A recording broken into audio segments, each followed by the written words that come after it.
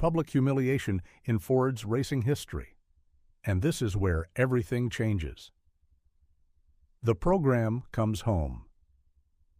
Across the Atlantic, in a corrugated roof shop in Venice, California, a former Texas chicken farmer is running a small operation building Cobras out of Ford V8S. His name is Carroll Shelby.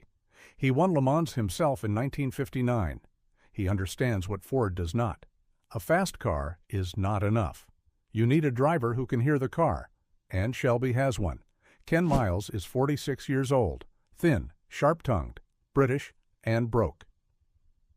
He was born in Sutton Coldfield, England, in 1918. He served as a tank commander in the British Army during the Second World War, landing in Normandy weeks after D-Day.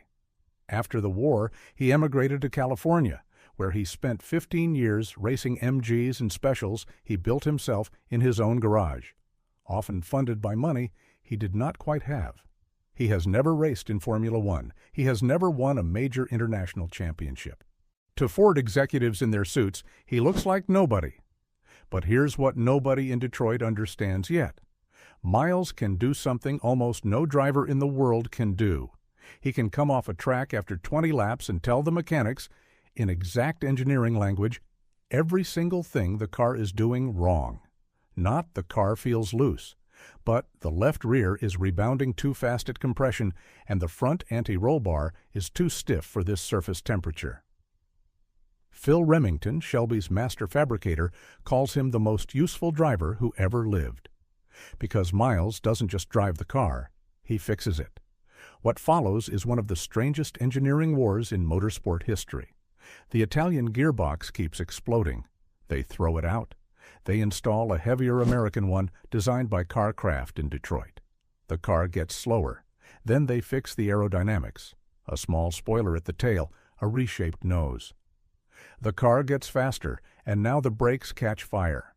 So Remington redesigns them from scratch, ventilated discs, a quick-change rotor system. A pit stop that used to take 10 minutes now takes 90 seconds. The car gets faster again, then the engine starts cracking under 24 hours of full throttle. So they reach into Ford's NASCAR parts bin and pull out a 427 V8 with a side oiler block, an engine whose oil galleries feed the crankshaft directly, letting it run flat out for an entire day without exploding. Every problem solved. Every solution creates a new problem. Night after night in Venice, while the Detroit engineers sleep, Miles and Remington are in the workshop, sleeves rolled up, taking the car apart and putting it back together again. This is not the car Ford built. This is the car Ken Miles built. And by February 1966, the world starts to notice. Daytona, 24 hours. Ken Miles wins. March, Sebring, 12 hours.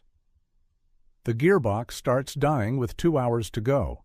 Most drivers would have parked the car. Miles drives the final laps using only third and fifth gear, feathering the throttle through every corner, listening to the gearbox the way a doctor listens to a heart.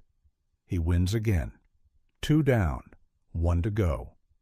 If he wins Le Mans, Ken Miles becomes the first man in history to take all 3 of the world's great endurance races in a single calendar year, the Triple Crown.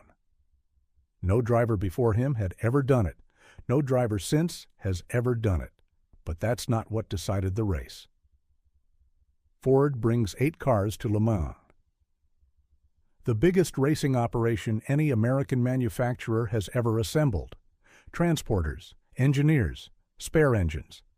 Mechanics flown in from 3 continents. Henry Ford II flies in for the finish. He brings something else with him. He brings a photographer. Because the Deuce isn't there to watch a race. He's there to capture an image. The race begins under a gray June sky. The Ferraris go out hard, the Scarlet 330P3S leading the early laps, the engine screaming a note that everyone in the paddock recognizes. The Fords give chase. By nightfall, the cars are running through their